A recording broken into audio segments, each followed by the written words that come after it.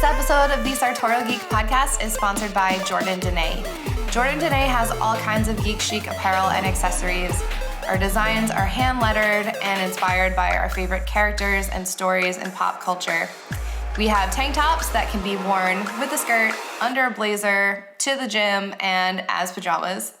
Please check us out at jordandene.com and all over the internet at Jordan Dene NYC. Hey, welcome to the Sartorial Geek podcast. I'm Jordan Ellis of Jordan Dene, and I'm here with Benita Botello from Book Beau. Hi. If anyone has never seen a Book Beau before somehow, can you explain what it is? Absolutely. So Book Beau is basically a padded book sleeve or book cover. It is designed for you to be able to throw, most importantly in the very beginning, your paperback into the book sleeve and then put it in your purse, backpack, tote bag, whatever it is you use to carry around without damaging the pages and protect them basically from the perils of your bag.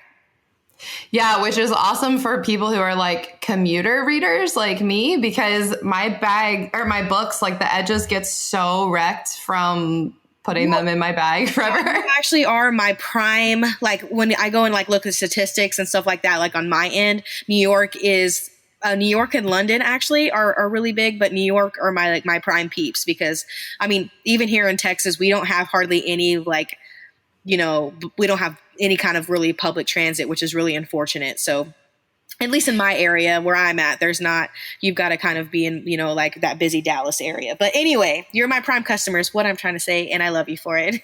I mean, it makes sense. And especially, so I know you said you started with like the traditional book size, but then you did, is it XL that fits graphic novels? Yeah, just I guess a little background is I started out really as a romance reader.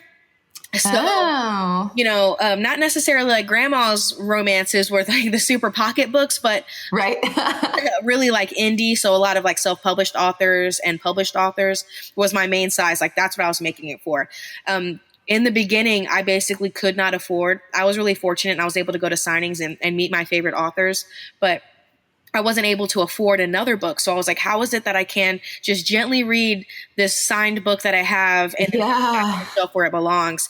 And then as my business grew and the community grew, a lot of the younger kids really got me into like YA and fantasy, and those books are bigger and primarily hardback. So I started making bigger ones, and now we're at the biggest size we have, which we call the jumbo, which my fiance has affectionately named.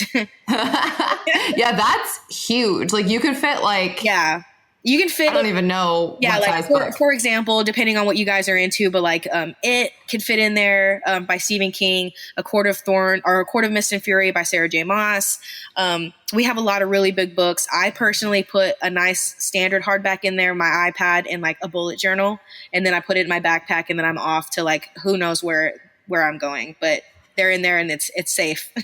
That's such a smart idea to put like your iPad and your book and like a journal or whatever, because you can fit a lot in those. Yeah, and then my nerdy fiance is able to do 2 graphic novels and probably like, I mean, as of right now, like just depends on what he's reading, but like 6 comic books as well.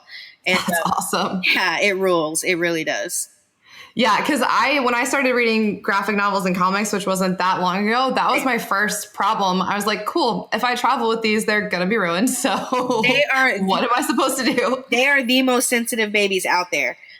So yeah, it's really cool. And I just started getting to those too. Like I just picked up Saga and that's a good one. Yeah, really, really excited.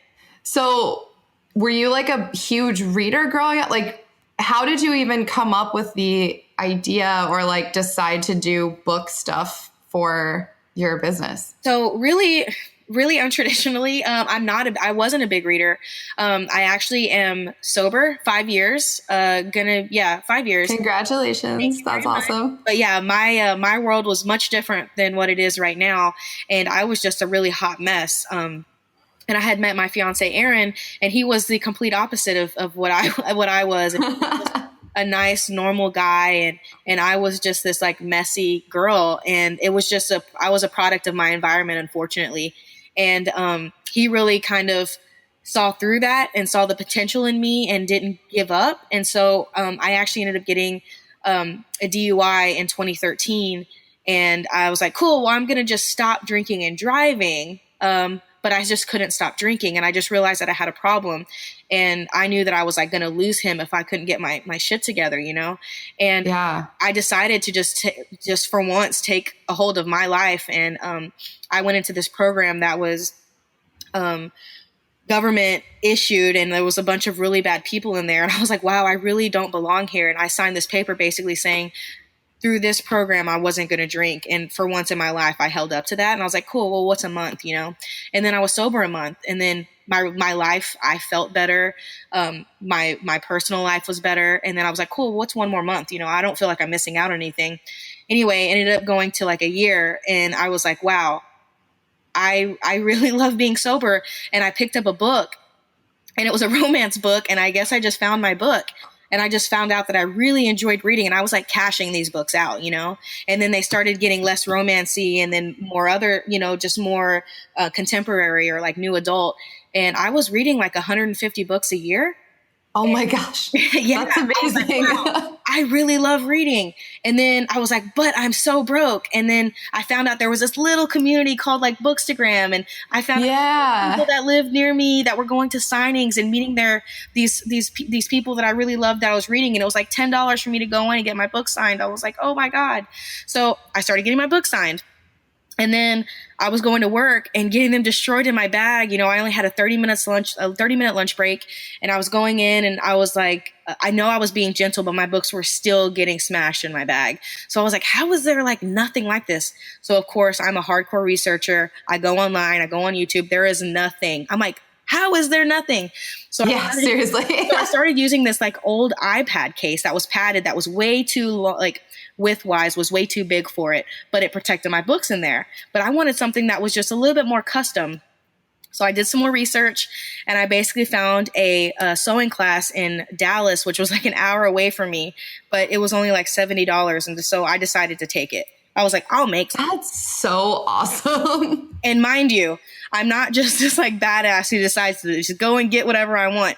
I never fall through with anything. I was getting into essential oils. I was like, cool, whatever was in at the moment. I was like, yeah, me too. So, you know, my poor guy was like, okay, this is what she's into right now. This too will pass. And so I was like, I want a sewing machine. So he bought me like the cheapest sewing machine he could. I went to this class, and I was the only person that was not pregnant in this class. Everyone was there. That's hilarious. Like baby clothes, bibs, and bumpers. And I was like, I just really like to read, and I want to protect my books. And everyone like laughed in unison. And, you know, even a friend of mine that I'm really not too good friends with now, you know, I called her, and I was really excited. I was like, I just went to the sewing class, and I was like, I think I'm going to start making these. She was like, who are you? Like, do I even know you? And that right there, like, I'll never forget that moment. Like, I almost didn't follow through with Book Beau.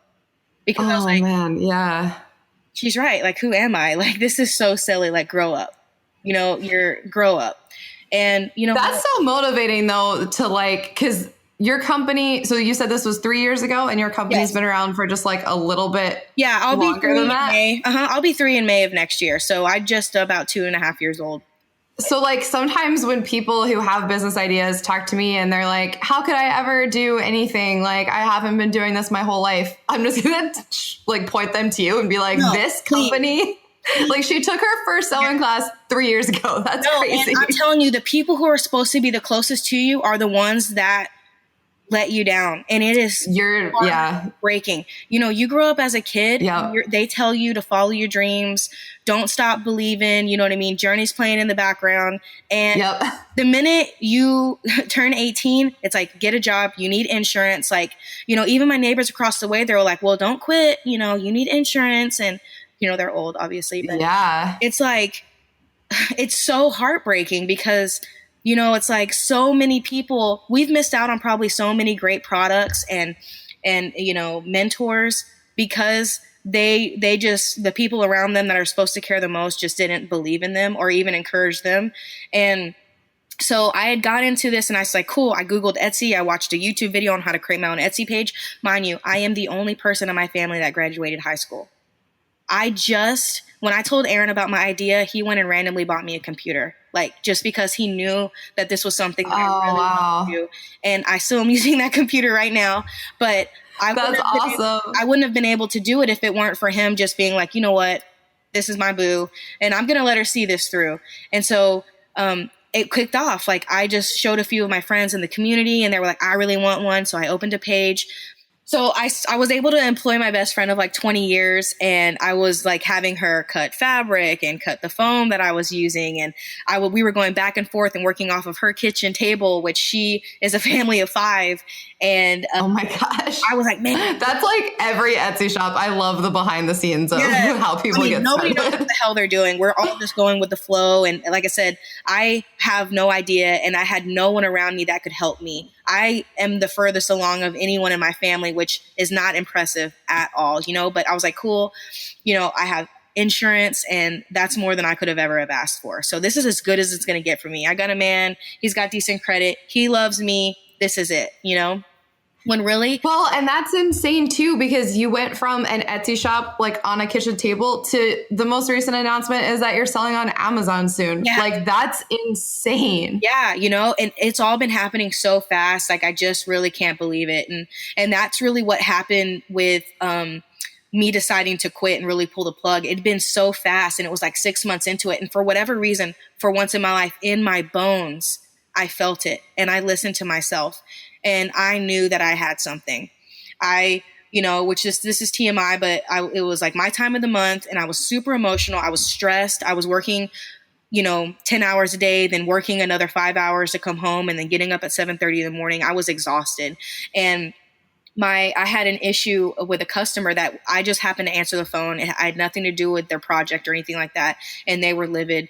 It was this lady who was on speakerphone basically yelling at me because the time zones were different and her order wasn't ready. Oh my gosh. And I was crying and I was like, somebody else needs to take this. I went in the back storage room and I was crying. I was like, I cannot do this shit anymore.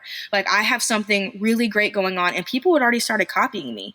Like, people had saw from the very beginning that this was something they had never seen before. It was such an easy concept. So other people were trying to like recreate what I was doing. And I was like, I didn't lay out the blueprint to get steamrolled. So I immediately went into the back, to the back alleyway. And I called my fiance, Aaron, and I was like crying. And he's like, calm down. What's going on? I was like, dude, I cannot do this anymore. I don't want to do this. I hate my job. I was like, I don't want to give out on Book Beau. I was like, I really believe that I have something here. If you please let me see this through, like, I promise, like, give me 6 months and I'll find another job. I just don't want to be here anymore. Like, he's like, okay. And he was so calm and so loving. And he was like, okay. And the very next day I had talked to my manager and I was like, look, I don't want you to talk me out of this. I'm giving you my 2 weeks. I'm going to see the 2 weeks through, but I'm gone after this. And I just did. I just did it. And it worked out so good. I quit, good for you. I quit on a Thursday. Friday was my first official day of not being employed and working for myself. And I woke up that morning and I bawled. And I'm talking cried like I had boogers like shooting from my nose. Yep, been there. I was like, who the hell do I think I am? Like, who do I think I am? And I called my manager back and I was crying on the phone with him, telling him I'm sorry. I let him down. I shouldn't have done that. And then as soon as I got off the phone, I heard a churn, like that little chirp from my email. And it was a book box wanting to work with me and like buy 500 units. And that moment right there. Oh my God. That moment right there was like, this is what I'm supposed to be doing. And I just haven't stopped since.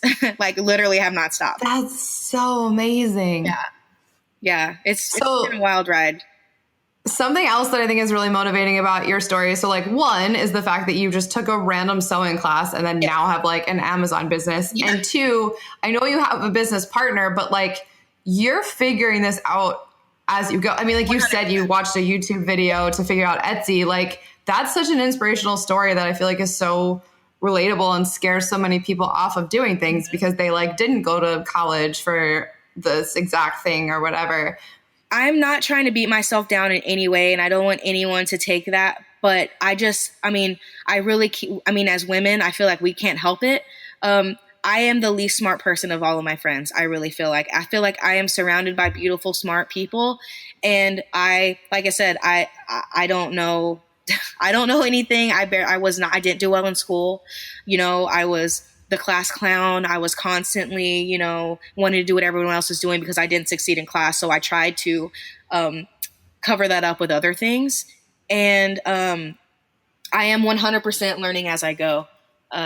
And I'm just listening and I'm learning from my mistakes. And I'm really starting to figure that, like, I'm kind of treating it like a video game. Like every obstacle that comes off is like another boss. And I'm just like waiting to get. Oh my God. I'm going to think about that all the time. I love that so much. Well, I was talking to my business partner, Errol. I was like, can we, when this is settled, like all said and done, we settle down and we finally have a few things going our way, because it always feels like it's not going our way. And these are things that I just want to talk out loud because I think the grit is very important. Yeah. It's so important for people to understand, because when you start doing well, and it's so easy for everyone to see it on the outside, but no one knows, like I said, like the grit that goes into like, becoming that beautiful, shiny pearl. And that's something that really like makes up like who I am. And so I told Errol, like, after this is all said and done and we maybe have 3 things in a row that go right, we sit down and talk about our experience points. Like, I want to know what level I'm on. That's so cool. Yeah, because it's just like a constant, because all those things, nothing has ever gone wrong. Right. I've always learned the hard way from everything. And that's something that I feel like even just me saying out loud, like, makes me shut my eyes and just take a deep breath in, because I've learned so much. And even if I take a real hard fall, like, I can at least know that I have so much more experience and gratitude for where I've come because of all those things. And that's what sets us apart, like, from everyone. Like, it's easy to, say we can do it, but like, the keep going and like fighting on is what makes us different from everybody else. And that's really all it is. Cause like I said, I still feel like I don't know that much, but then, it's like I hang out with you for the weekend and I'm hearing what you're saying and we're bouncing ideas off. And then the simple stuff that I think, you're like, that's a really great idea. And I'm like, man, maybe I do have some cool ideas and maybe I have been around the block, It's crazy.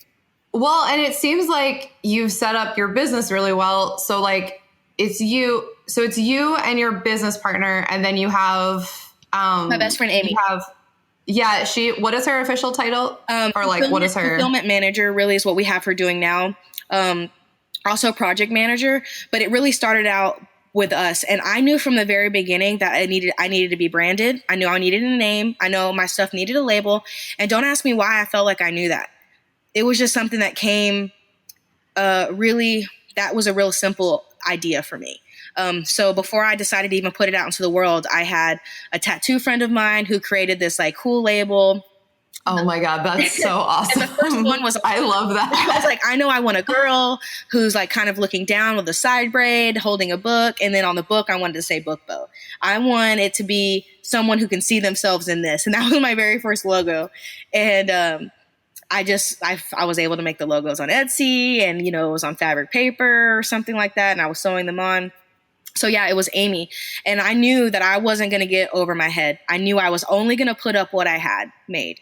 I think that is super, super smart of you, because my most stressful moments of working were when I got over my head, like when stuff is listed that you haven't made yet. I think you saved yourself so many sleepless nights by doing that. So good. Yeah, but that also comes with its own issue, And so, okay, I got popular on Etsy, which were just the community. It was word of mouth that spread so much. And because I had the product ready, it was shipping out the next day and it was going so fast. So people's experiences with me were good.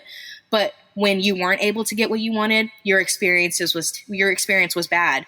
And they were letting me know. I had just sold out of 150 units that I worked my ass off to make all week, and they were gone in 4 minutes, right? Being pulled. Yeah, that's so wild. Being pulled from people's carts. And I was like, oh my God, wow. Like, let's celebrate. And people were immediately messaging me. You call yourself a business. Like, I'm not going here. This is ridiculous. Like, I'm not playing this game. Like, they were relentless. And I remember crying so much because I just thought it wasn't fair. I had no control over how Etsy was doing, how they were able to like, seriously, stuff like that. And, I didn't know. I was doing everything I could to list it up and make it fair. I wasn't even saying, dude, this is really messed up. I wasn't even saying when I was dropping them. Like they were just like, people were ready. Yes. That's so crazy. Yes, because I wanted to make it fair. Well, and I think sometimes people think because like we're used to so many like bad businesses and like people tricking you. Yeah. I bet some of the people who were mad thought that it was like a game that you were like not listing as many as you could because you wanted people to fight for them or whatever. And it's like, no, this company is 2 people and we're very popular. Sorry, we're trying to figure it out. And that's what makes it really hard with like just companies in general. It's like, even Amazon, like Jeff Bezos, he started out when no one else knew he was going to do. Like, I don't know if you've ever seen that picture, and I hope it's real because that's something that's really like cool to me.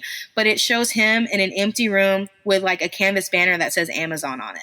Oh yeah, I've totally seen that floating around. Yeah. I mean, it's like somebody created that. Like Chick-fil-A, like somebody created that. And I'm really trying hard to make my company have a soul still. Like, it's like with Chick-fil-A, they're a very big brand.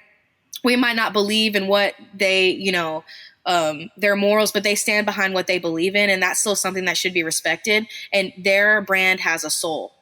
And that's the only example I can say. It's like McDonald's. You don't know really anything about who they are, what they do. You just know they crank out like 1 billion. They've hit 1 billion, whatever. And that's the difference between trying to make sure my face isn't necessarily connected to BookBeau as much as we grow, but that we still have a soul and that that people understand that we're still a small business, and there's a lot at stake, and there are a lot of lives that are touched by this business, and it's really important. And that's what's hard when you look like a professional business. Yeah. So like when your Instagram is like, we're heading to Amazon, you picture like a factory with like and it's hundreds of like people. That. Yeah. Like, it's nothing like that. And I take so much from Owlcrate too, because Owlcrate is the same thing. I'm not sure if you guys are familiar with Owlcrate. Yeah, check them out if you haven't. Yeah. They're a really cool subscription box. They're a team of like 5 people. Which is nuts when you see the numbers. I mean, I think that's the thing that's so crazy. Like when you see sales numbers or subscription numbers or like, on Etsy, you can see how many products have sold. Right. I feel like a lot of people are like, this has to be a huge team. Right. And that means that they get to be played or, like we don't still have our wits about us and we don't care. And that's like far from the truth, And so that just comes with it too, And so there's so many things that have to be juggled, and those things I just don't take lightly. It's very, like I said, Amy's parents gave me a chance, and that's like a whole nother podcast, to be honest with you. Like, well, we can definitely chat again. So my mom was in an abusive relationship and she refused to leave. And I was scared and I didn't want to stay there anymore. So Amy lived down the street from me, 2 streets over. And I would run over to her house when they were fighting. Like he was like literally beating up my mother. And I would stay for days. And then I would come back because of course she didn't press charges. And he was saying everything he needed to say to like get her to come back. And I just wasn't going to do it anymore. I was a junior in high school and without question, her parents let me stay with them. So I stayed. That's so awesome. Yeah, I stayed with him until I graduated high school, and then I've been on my own ever since. And I love that I'm able to pay it forward and like have Amy work for me now. And like I said, we've been friends for like over 20 years. Her son is here in a little tent with pillows and blankets, and watching Netflix. So.